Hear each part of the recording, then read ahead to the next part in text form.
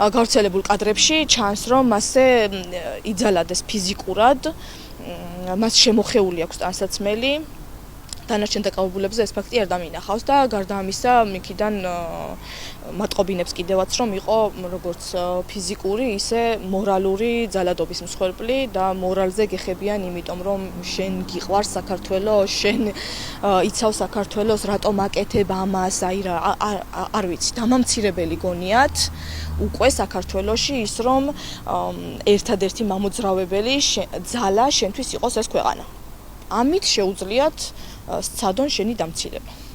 ადვოკატი შეხვდა ხო, აი რა მდგომარეობა არასამართლ. ადვოკატი შეხვდა, ადვოკატიც ადასტურებს, რომ დალურჯებები აქვს, ერთადერთ სახეზე არ აქვს დალურჯებები, ტანსაცმელით შემოხეული აქვს, მაგაც დამიდასტურა დღეს, გუშინ არ ვიცი, შეიძლება ქალი რომ ვიყავი და შეიძლება რომ არ აღელვებულიყავი, ესე დეტალურად არ მithქვამს, მაგრამ დღეს შინაგანის გავრცელებულ კადრებში კარგად ჩანს, როგორი ძალადობა გამოიარა ვახო.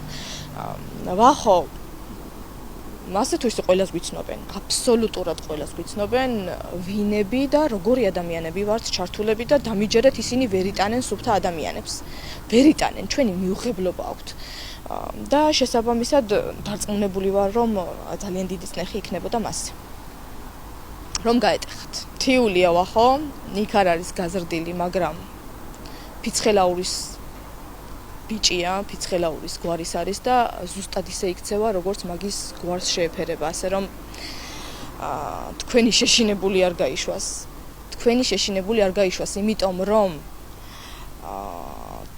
თქვენ რატომღაც გვიტოვებთ იმ ფაქტს, რომ ვიცით ჩვენი ქვეყნის ისტორია. და ვიცით, რომ ეს ეტაპები არაერთხელ გვაქვს გავლილი, ახლაც გავივლით, რეპრესიებსაც გავუძლებთ და ზუსტად ისე დაგამთავრებთ, როგორც იმსახურებთ, იმიტომ რომ მე ყველაფერს გავაკეთებ, რომ აი ამ სისხლის მსმელი რეჟიმის შემდეგი სამიზნე ჩემი შვილები არ გახდნენ.